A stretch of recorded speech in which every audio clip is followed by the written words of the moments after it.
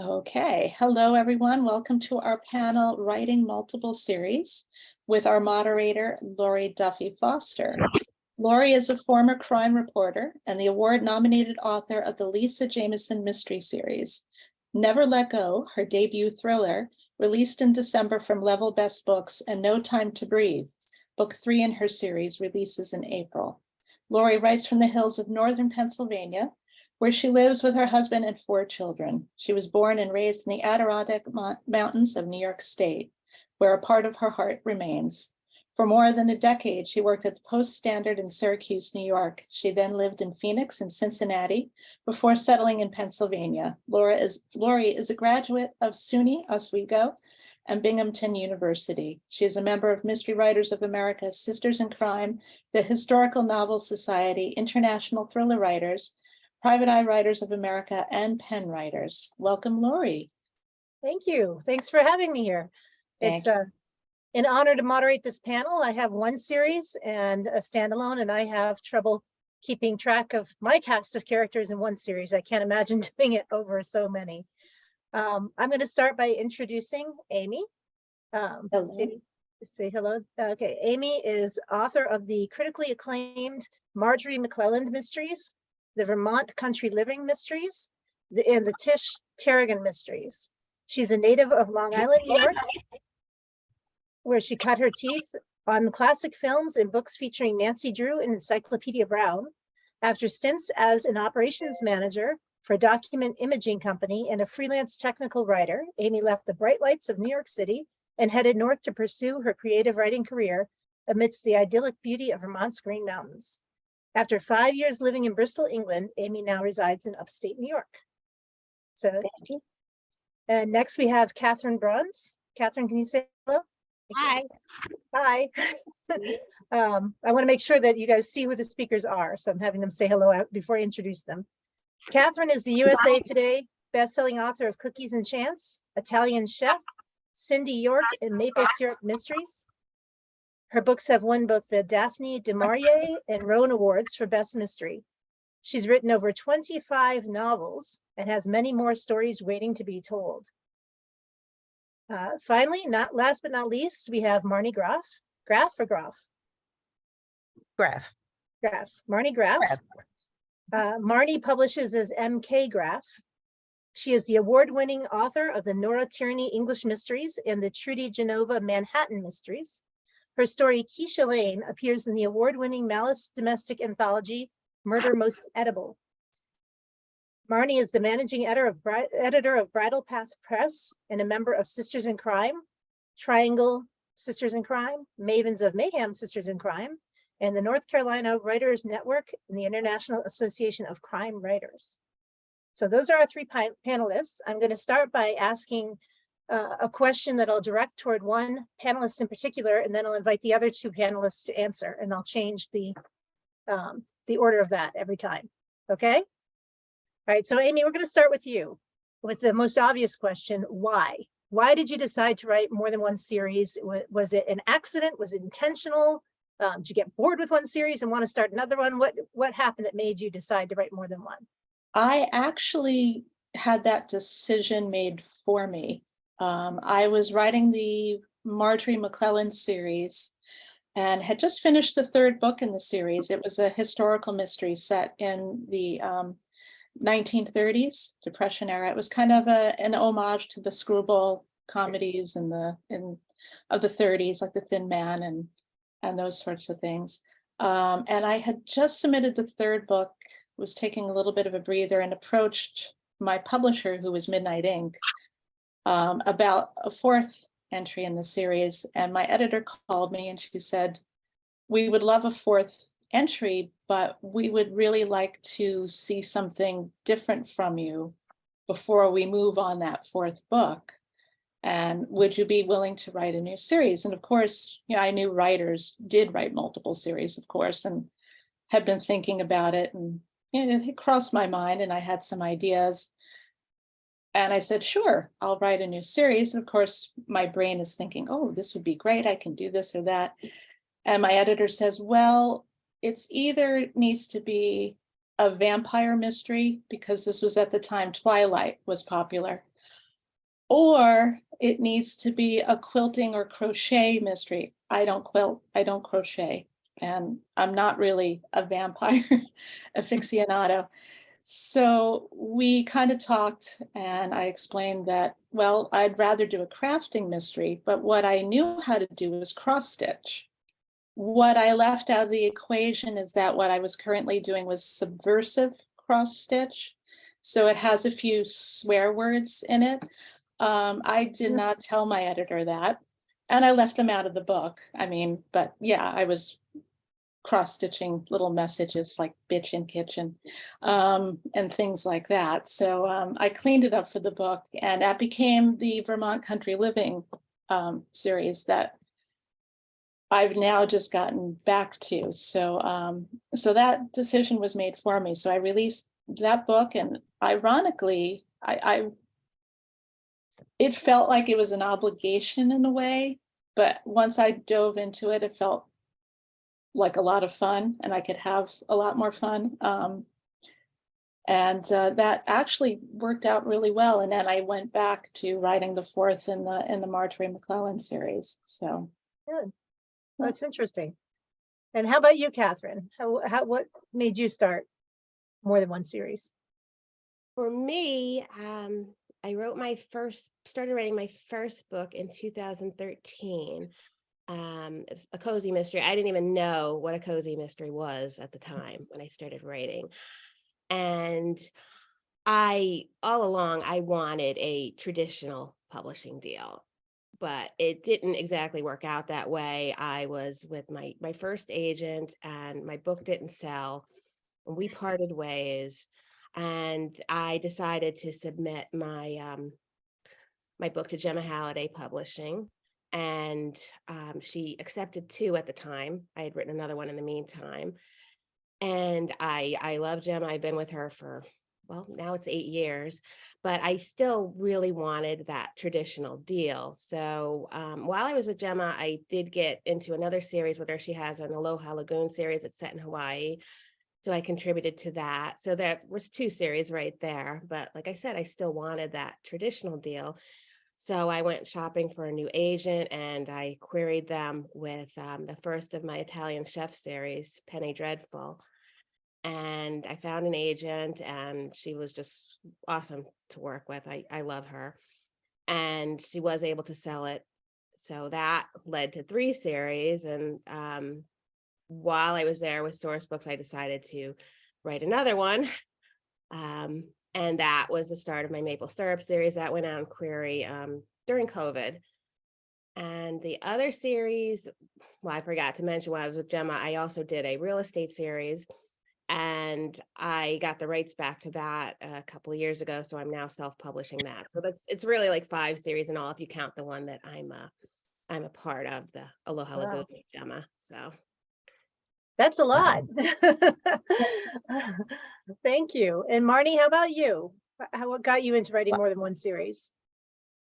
I was studying at Oxford in England one summer and had already started the English series when the magazine I wrote for sent me to interview P.D. James, who was sort of a hero of mine, heroine in crime writing. And we became friendly, and she became a mentor of mine for the last 15 years of her life. And the second series was her suggestion. She said that readers love a behind the scenes look at a different kind of job. And my last nursing job, I was a nurse for 30 years before writing full time, was as a medical consultant for a New York movie studio. And she said, promise me that someday you'll write a series that has that lead character have that job. And so that's where the second series came from. I was keeping a promise. So you all had some very different motivations for writing multiple series. When you are working on the books in the series and you come up with some kind of a plot idea, do you know that plot is going to be specific to a certain series, or do you just kind of try it on each of the different series to see where that plot works best? And we'll start with Catherine. I think for me, it's not like I try them on. I guess I have kind of a weird approach. A lot of times I think of the title first, and then I kind of wrap the plot around the title. It works for me. I don't ask me why, but they are all very different. I wouldn't try to do a plot for the Cookies and Chance series that I thought would also work for the Italian Chef, because the characters are so different. So I don't think that approach would really work for me. It's always, when I think of the plot, it's definitely geared just towards one series. How about you, Marni, Amy? Either one of you want to jump in on that one? Well, for me, it's I agree. I alternate the books now, so I'm always thinking ahead to the next book in the other series, and I might be working on the plot, but they're very specific to each person, you know, each of the two protagonists. And if I do come up with an idea for something that's out of the one I'm currently writing, I just start a folder for it and toss the idea in for the other book for down the road. And that's just how it works right now. Amy, for you, is it? I also are switching between series. So no, my plots are very specific to each series. One takes place, the Tish Tarragon series takes place in outside of Richmond, Virginia, and she's a cafe owner. So it's a culinary series. So it has to be somewhat food or event oriented because she's a caterer. So the scenarios that you come up with have to be related to that. And then with the Vermont series, you have cross stitching and fabric and sorts of things like that. She's actually my character Stella Buckley is a conservator of for museums of fabrics and textiles. So, but she cross stitches these surly messages every now and then as a little sideline. So the plots I come up with are very, very specific to each series.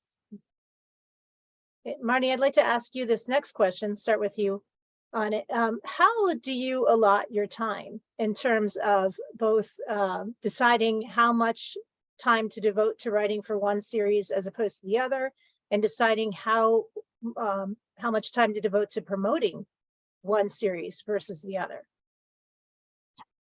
You know, I think that's always the issue that any writer has, no matter how many series they have, is that you can get caught up in the promo stuff and don't have any time left to write.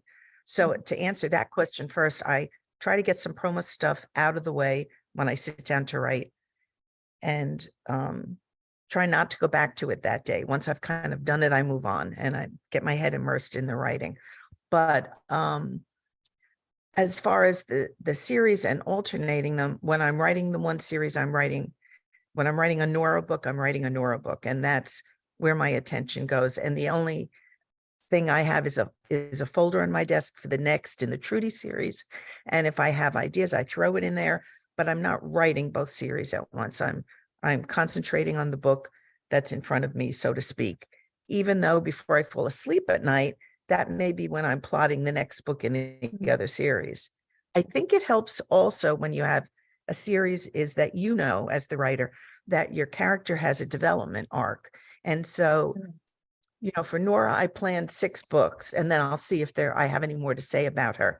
But all I had in mind for each of those books were milestones in her private life. It had nothing to do with what ended up being the murder mystery in each one. And I think if you do that and have that in your mind, at least for me, that kind of has put my characters on a path where I can see them moving forward. So that's why I concentrate on one while thinking about the other one. That makes a lot of sense. So you have a place to tuck away the thoughts that are intruding when you're trying to write the one Right, series. exactly. Yeah. How about you, Amy? How do you divide your time?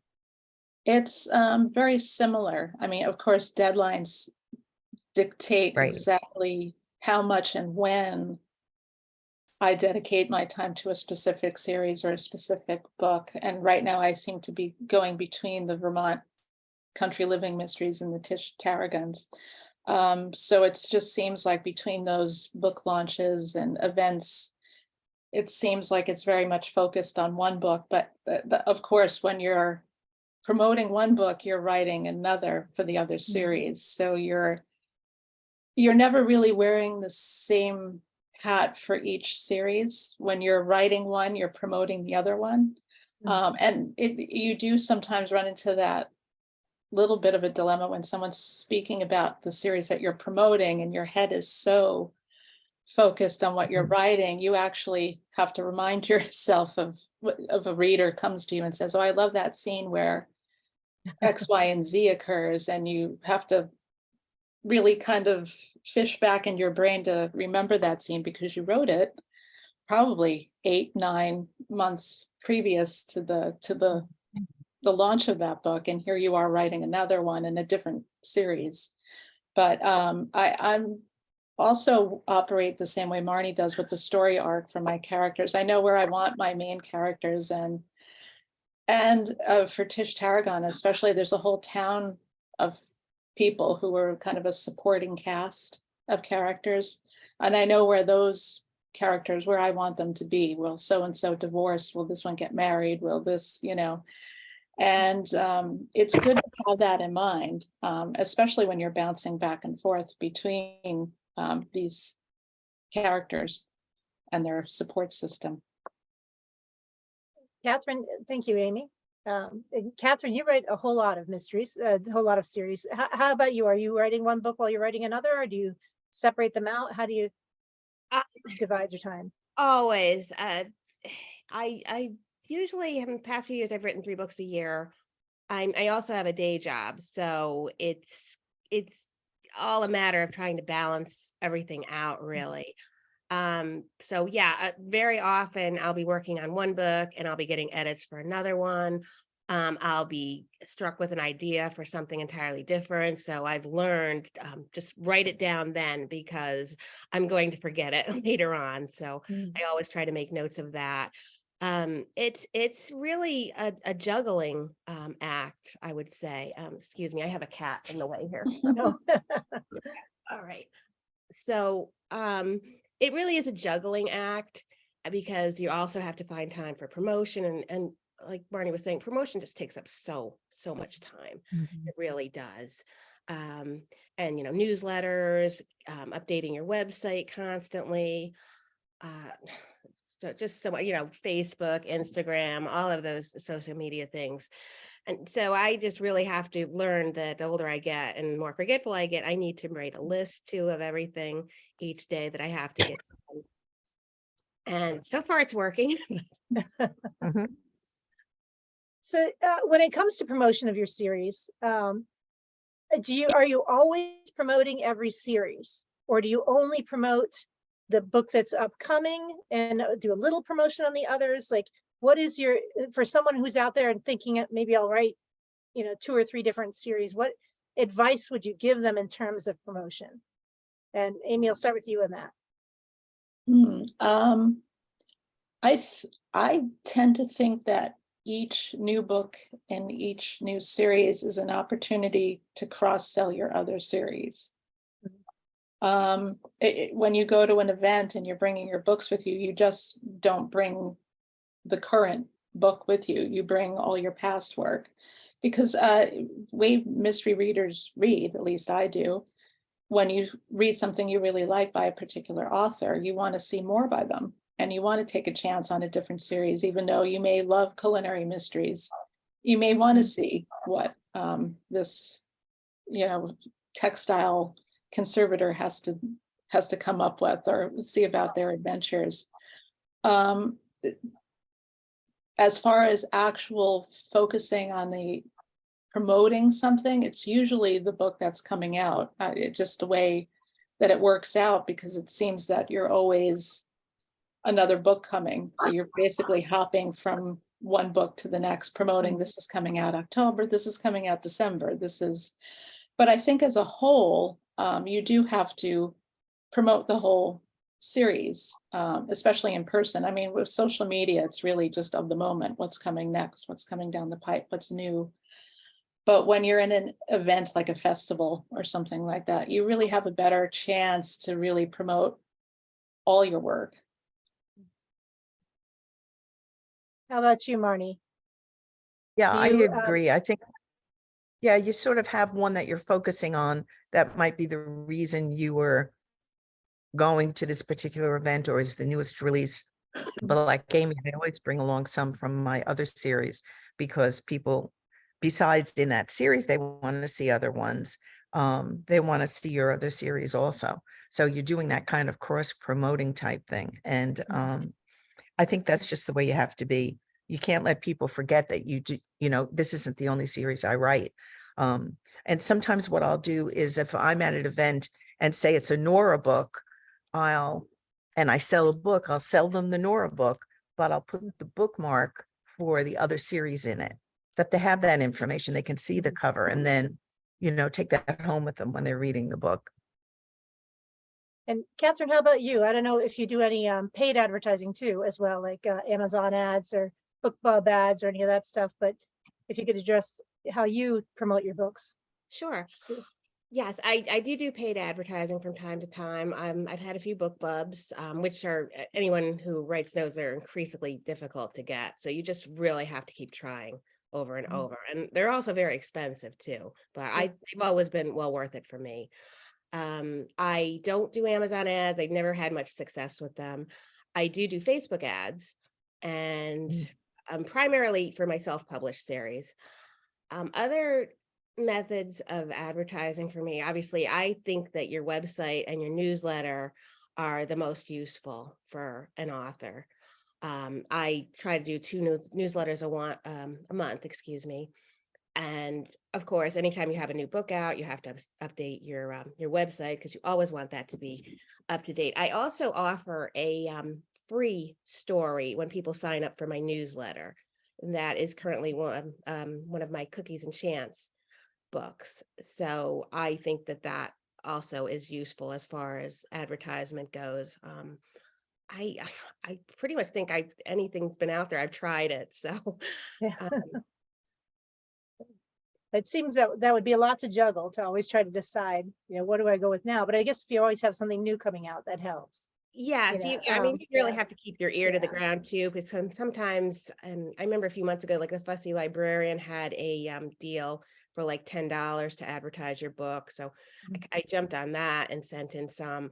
It's really, yeah, just trying to stay up to date on it. And you're always, like Marni and Amy were saying, you're working on one book, you're promoting the next. It's usually for me too. I try to mention a lot on my author page if I've got a book coming out, and I'll post the link to it and that type of thing. So. Well, next I'd like to ask you a little bit more about your writing process, your protagonists. How important is it that they are very different from one another?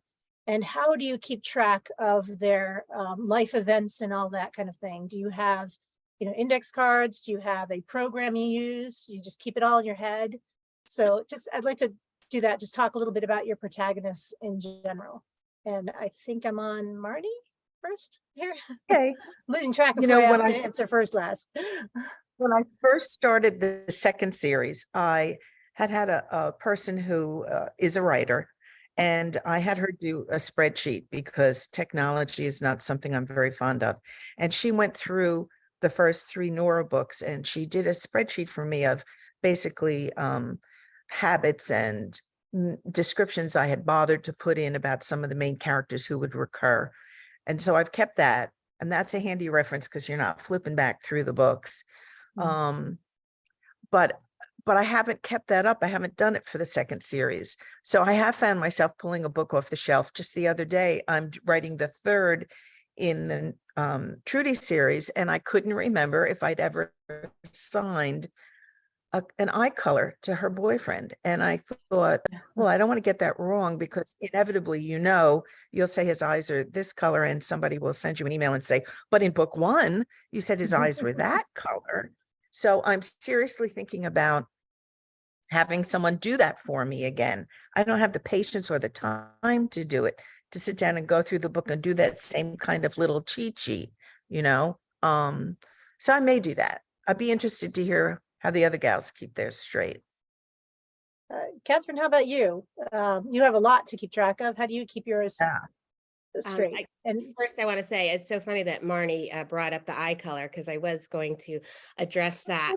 There is a little poem that I discovered a while back, and makes me very grateful for the beta readers I have. It goes, excuse me, roses are red, violets are blue, John's eyes are hazel, but back on page 52, you said they were blue. that's great. And That's great. yes, it can Catherine. be a problem. And yeah, believe me, if you do get it wrong, someone will call you out on it. Which is kind of flattering in a way that they're paying so close attention, but in another way, it's embarrassing. I know a lot of authors who have multiple series use a Bible of sorts that's references there. There is one for the Aloha Lagoon series that my publisher came up with. I don't know that it's been updated in a long time, because I'm currently not writing anything in that series. And I do know other authors who have them.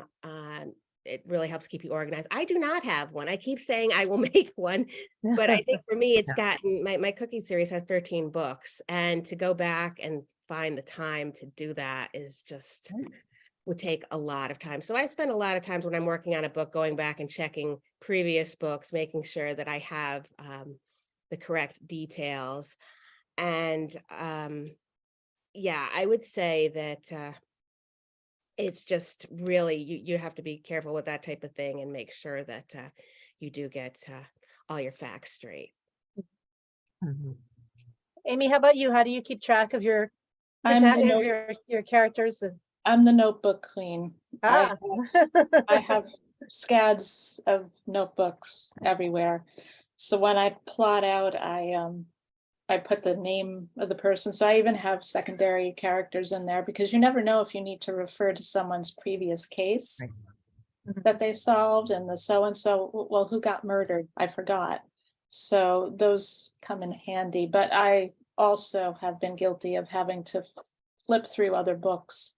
Not so much, well, for eye color and such, but I also recently had to flip back to find out the name of a store owner in town, and was embarrassed I couldn't remember it, and I didn't have it in one of my notebooks, so I had to do that flipping back thing, because people do notice. I mean, usually your editors will catch it, typically, thank goodness, but you don't want to get that email from a reader calling you out. Now, Amy, do you have a favorite protagonist? And if not, or even if so, how do your protagonists differ? And how is it a struggle to keep them different, or do you find they naturally are different? I find that they're naturally different, and I don't have a favorite protagonist. I don't. My Vermont Country Living series basically has married sleuths in it, so it's a little different. The Tish Tarragon Mysteries is a single sleuth, Tish, of course. So there's that difference. Who I really like writing about are the secondary support characters. I find that they can be more fun sometimes. In the Tish Tarragon series, there's a character who's the local weatherman, Julian Davis, and there's always something. He's kind of comedic relief, but he's also a great support for Tish, and helps her out of jams, and sometimes comes up with information because he works in the news industry. And I can get away with a bit more outlandish behavior with the secondary characters, because your main character, your protagonists, have to kind of keep to the task at hand and solve the crime, but you can have fun with these secondary characters in Tish's life, such as Julian being run over or swept up by a snowplow while giving a forecast outside the Edgar Allan Poe Museum. So it's, these strange little, or his Santa hat, the pom-pom on it going on fire during another broadcast. So it's those things that are fun to write. So I would say I like the secondary characters more than the protagonists sometimes, because they give you that little bit of it's not just details and facts. You can kind of let your creativity and create some fun scenarios. Yeah, that makes sense. How about you, Mhm. Catherine? With all your protagonists, do you have a favorite? Do you, is it like children? You love them all differently, equally but differently? How do you keep them straight? I would And how say that's about right. It is kind of trying to like pick a favorite child. Mm, Mine are all very different too. I would say I have in the Cookies and Chance, the main character, she starts out as coming off of a divorce, going back home to start a business. In the Cindy York, she is not your typical cozy protagonist. She's in her mid-40s, she has kids, she's married, she's struggling to make a living at real estate. And I have the Italia Chef series, the main character, Tessa. Her husband has just been killed. She later finds out that he was actually murdered. So she's dealing, that's a little bit, I would say, more tense than the other series. Kind of more like a suspense series, while the Cookies and Chance is, excuse me, more humor is involved in that. It's a little more lighthearted. And my other series, the Maple Syrup series, is my most recent. The second book comes out in October, and that main character has come home after a few years when her father dies, and who also has been murdered, and he wants her to run his maple syrup farm in Vermont. And she left home like 4 years earlier after a broken engagement, and she does not have a very good relationship with her mother. So they are trying to learn how to live together and get over this trauma that has come to their lives. And she's also learning to the business, which was not something that she really wanted to do. So on that note, yeah, I think that making them all very different, their circumstances too, helps to keep track of them. And I really don't know if I have a favorite. Maybe Sally from the Cookie series, if I had to pick one, just because I've written so many books in that Yeah. series. You must be very connected with her at this point. I think so. Yeah. But sometimes she does things at the last minute that I never thought she'd do. So you just have to go along with Yeah. it. How about you, Marni? Do you have a favorite, or do you love them equally? No, I like them both equally because they're so different. And I Mhm. think that's very stimulating for me as a writer when I get to switch, go from one series to the other series. Trudy is younger than Nora. Those books have a little bit more humor. They're a little more lighthearted. And she's in an unusual situation because she's a nurse who works for a movie studio. So everything has to be connected to some sort of filming that's going on that she could plausibly be connected with. Nora, on the other hand, is a little bit older. She's in her early 30s. She has a young child. And she's an American, like a fish out of water, living in England. She was sent there by a magazine and that she wrote for and still writes for, but she's writing children's books now too. And she has a very different, just a different personality, I guess. And to me, they're very distinct. So I don't have a problem keeping them separate, but I don't think I favor one over the other. When I like them both as people, probably what they have in common is that they're both very curious and I would say nosy, actually, to a point. And Nora, being a journalist, she knows how to doorstep people, and she absolutely can lie at the drop of a hat to get people to talk to her. The other thing they have in common is that they both feel that they're good students of human nature. And I think that comes into play in their sleuthing. But I see them as distinctly different, and I like them both very much. I wouldn't say that I lean toward one or the other. It's probably a little easier to write the Trudys because they're set in Manhattan, and I'm from Long Island. And that's where I lived, till I was in my 50s. But I love going to England, and isn't that a great excuse to set a series in England? So up until COVID, every other year I would be in England. So now I have to try to get back. That's nice. Yeah. Well, we've had some great answers here. I'd like to find out a little bit more. Each of you has a different path that you've chosen to publication or that you've taken. I believe, Amy, you are entirely traditionally published. And Marni, you are managing editor of a co-op from what I understand, right? Yes. Cooperative that Yes. publishes your books. Small independent And press. then Yep.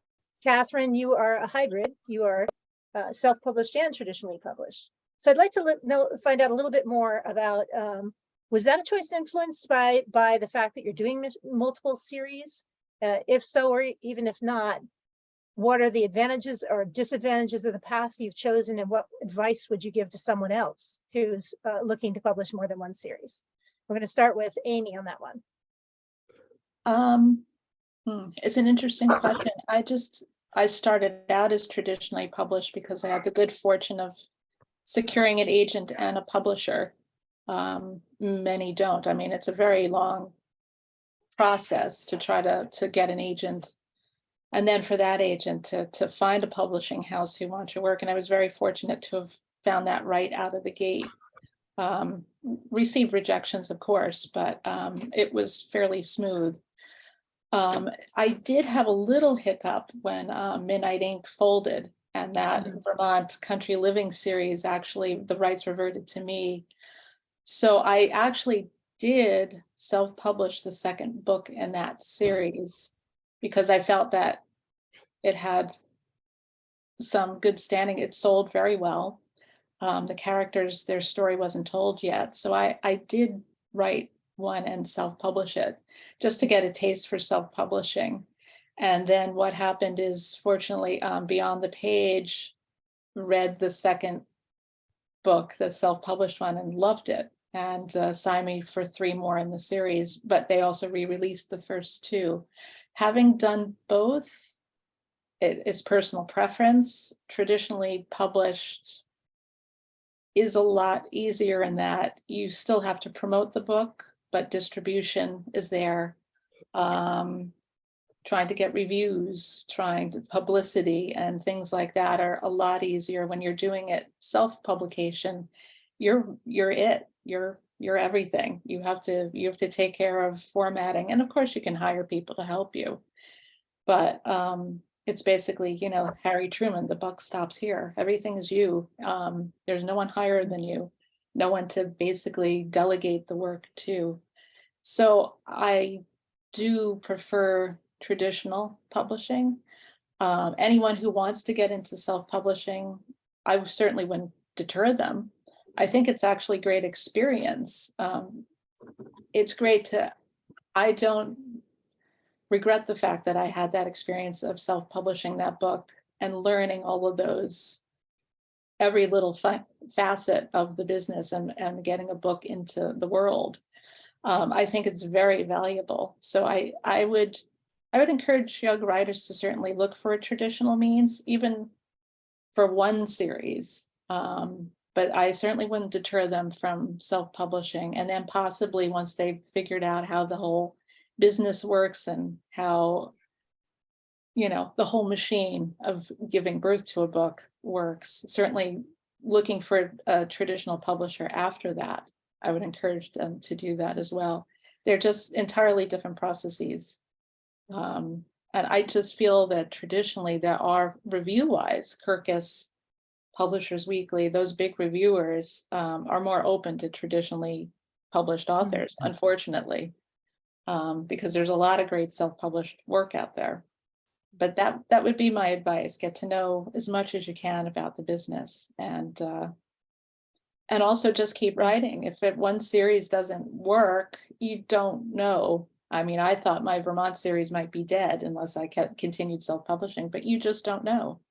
And here we are resurrecting it. And the Marjorie McClelland series is also now with Beyond the Page. I haven't had any discussions to add to that series yet, but I know there are readers who ask about it. So you just don't know. That could also come back to life too.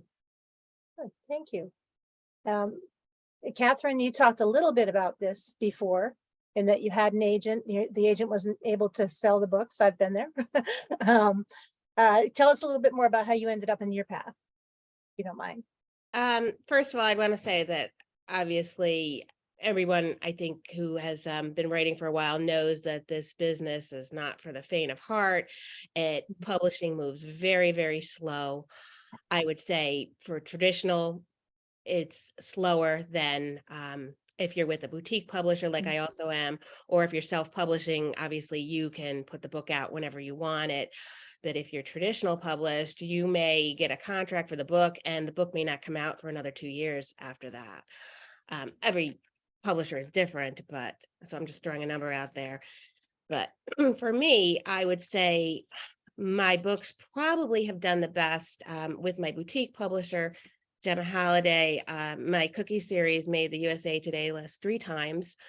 It's my most popular, and I give her full credit for that. I started with her, and the series really, I guess it just was a good time to put it out there. Because you don't know with publishing, everything changes from month to month. Something that's hot in January, a genre, will not be hot in June.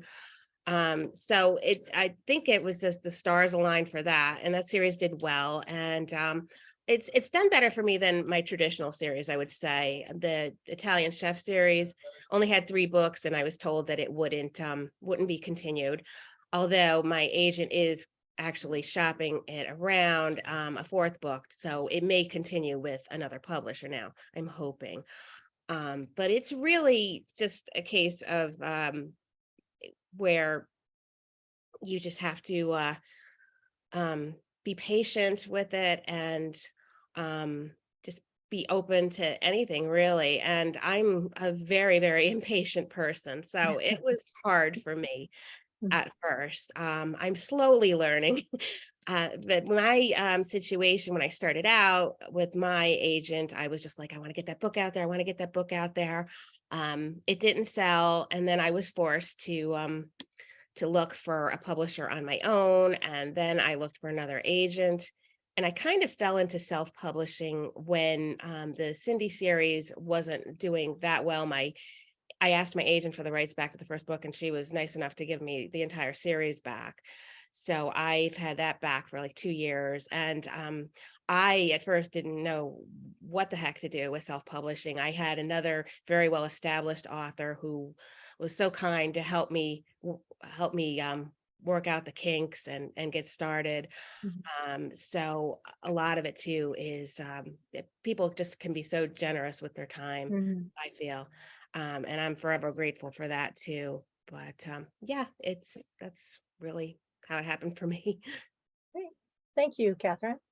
And Marni, you're in an entirely different situation. You're with a publisher that is a co-op, kind of like Right. self-publishing, but kind of not, because you have each other as assets and all Right. that. And can you tell us a little bit more about how you landed there and why that's right for you as an author of multiple series? You know, it all comes down to one word for me, and that's flexibility. And I'll explain that in a minute. So the press that publishes me is called Bridal Path Press, and she calls herself an author's co-op or a small independent press. But there is a website that the books can be bought through. So there's some outlet and some promo marketing there. There's an editorial board. So you have to pass that, and your book must be copywritten in order to be printed under the umbrella of the press. So I feel like there's sort of a standard there that was attractive to me. But what's removed from it, 2 things is, one, that I get to have creative control over the cover and the layout and the design. And as I said, flexibility in terms of the timelines. I have a lot of family responsibilities, and not having the pressure of a timeline has worked well for me. Now, I've been working with the same group of writers in a workshop. We met at the University of Iowa, and we were all studying writing. And the person who started the press, it came out of that. She's one of those people. And she has books published by a traditional press and books published by her own press. She's the lead publisher.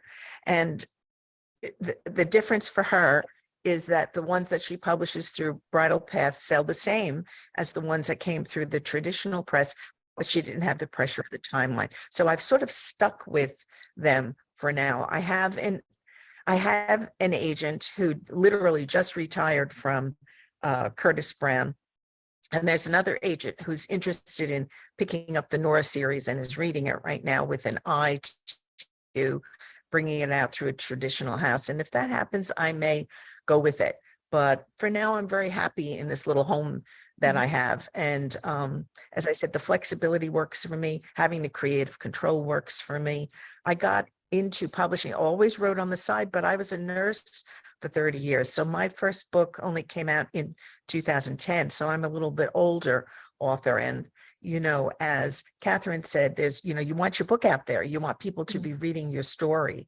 So I guess to be able to have a book in print, and now I have 7 of them in print, is something I'm very proud of. I'm 71 years old and I'm still writing.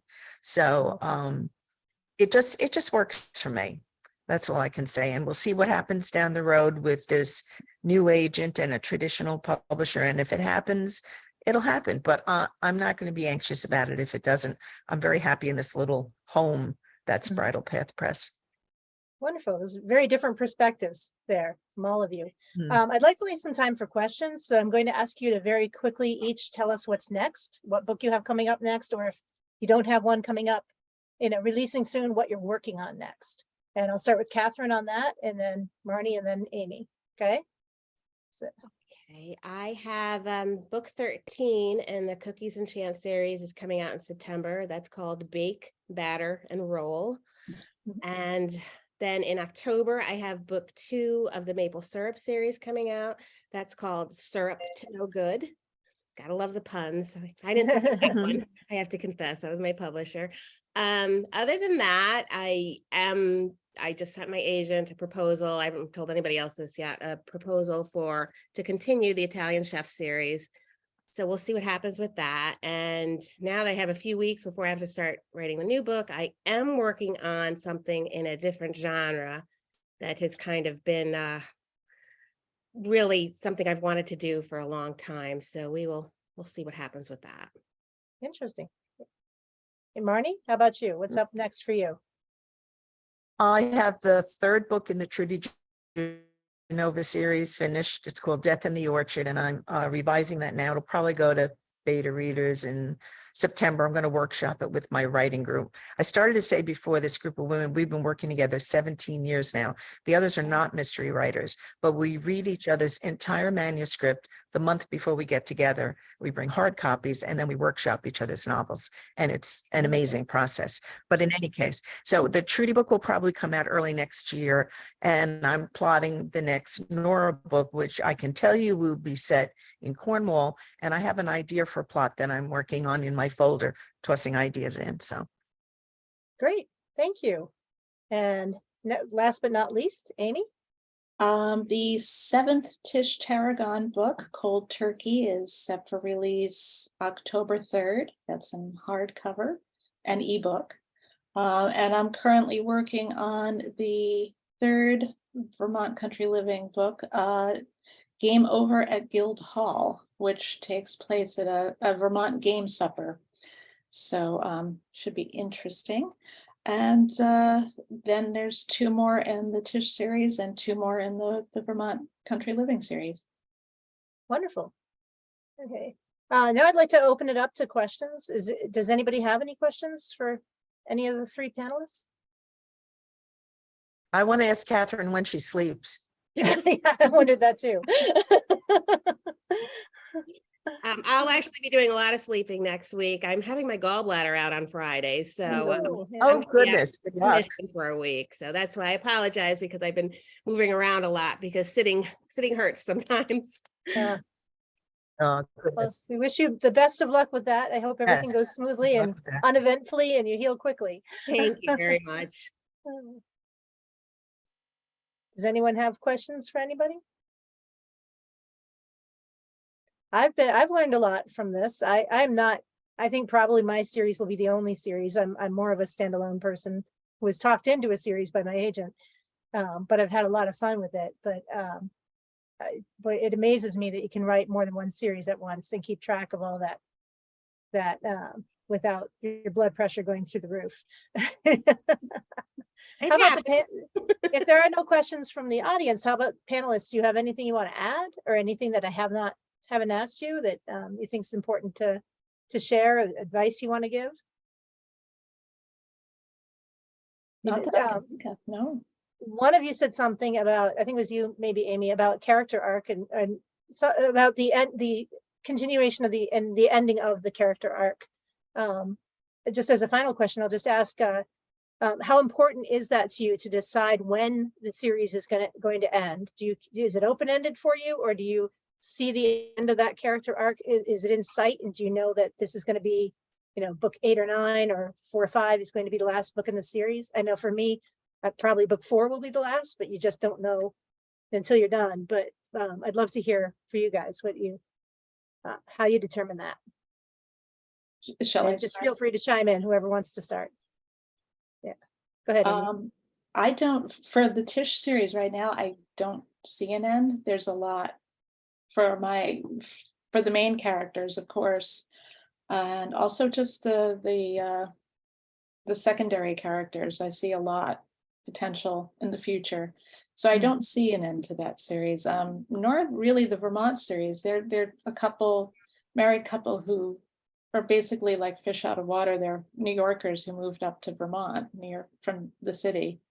So there's as they acclimate, I'm sure, we'll smooth out some edges. But right now, no, I don't see an end to the series, unless, of course, the readers tell me that they're no longer interested, and that's dictated. But no, and I would like to revisit the Marjorie McClellan, because their story was not over. So that's something I would love to revisit, and especially since those characters, the 2 series I'm working on now, they're more around age 40, 45, and the Marjorie series, they're younger. So it would be interesting to write about them from an older perspective. So it'd be nice to revisit them and create more adventures for them, but from knowing what I know about life now that I didn't know then. So that would be fun. Marni, Catherine, do either one of you want to talk about that? Where your I'll just series throw should in end?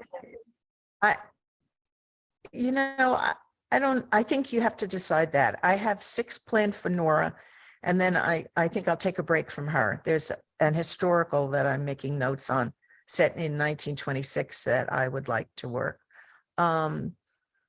And as far as Trudy, I'm only doing the 3rd in that one, and I can see that having probably 4 or 5. And then again, I'll make a judgment call on whether I think I've had everything I have to say and I want to work with another character or go on.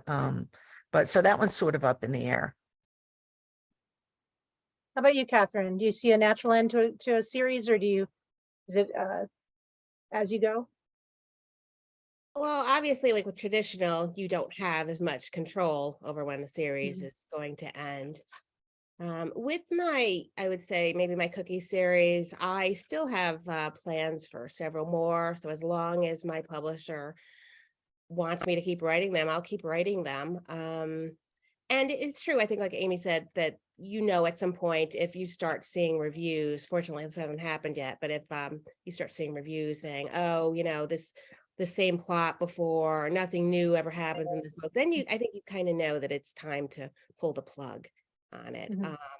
As far as my Cindy series, it has 5 books, so I do plan to do some more.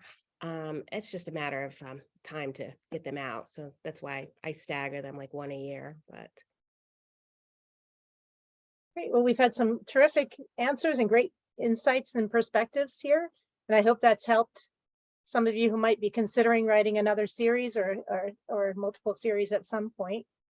And I want to thank everybody for participating. You're great to ask questions of, and you have wonderful answers, and I've learned a lot myself. Any questions at all? Yeah. Okay. Thanks for the opportunity to moderate. It's actually my first time moderating, so it's a lot of fun. It's just like being a journalist. Wonderful. Thanks. Well, thank you, Lori, and thank you everyone for joining us. And if there are no other questions, then I guess we'll stop recording. Oh, Janet. I typed it in the chat. Oh, Do your characters age, or do they always stay the same?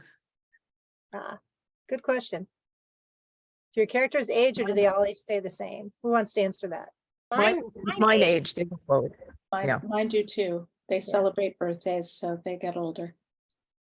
I think Yeah. it's kind On of that note, if we've got an extra minute here, how do you decide how many years? Mine are generally 2 years apart, somewhere in there. How about Catherine? How do you decide how many years between your character's going to age? I would say with the Sally series, I don't, because there are some older characters in the series, I don't want it to age dramatically. So usually the books take place about a few months apart, that type of thing. So I think in 13 books, Sally has aged 5 years, which is pretty Wow. good. I wish I could do the same thing. Yeah, so. me too. Marni and Amy, how about you? Oh, well, mine. Go ahead, Oh, Marni. sorry. No, I was just going to say mine. Mine do age, but the books kind of come on the heels of each other. You know, the last Nora book starts like 3 weeks after the end of the one before it. They're very close in time. And this Trudy book that I have, at the end of book 2, she has asked Ned to come home and meet her family. Ned is the New York City boyfriend, detective. And she wants to find out who really killed her father. She's convinced his death was not an accident. And so that comes literally on the heels, like a month after the end of the book before it. So it's pretty compressed timeline. Thank you. Amy? Same. It's a compressed timeline. Essentially, when one book ends, even though the next book comes out a year later, it's the time is set a few months after the other one ended. So they're pretty tightly packed in there. Okay. Yeah. Interesting. Now I think I'm going over in our time. Oh, I I'd think just we're like to good. remind everybody that in July, we'll have our Christmas in July party at the Bethlehem Library. I promise no snow and plenty of parking places. So sign up and Well, I let hope me you know all have what a you're great going to time. bring, and bring your friends and family. Well, I wish thank I you. could. That's the day my boys come back from camp. Oh, and the AAUW book sale is at 100 SJ Drive in Williamsville. 100. Yeah. Great, thank you. Well, thank you. Thank you, everyone, for being here. And thank you again, Lori, for moderating. You did a terrific job. Thank you, Lori. Yes, my pleasure. And thank you, Catherine and Marni, for participating. And thank you to Liz for setting everything up at the library. Have a good month until we see each other again. Yeah. Take Take care, care. everyone. Bye-bye. Bye-bye.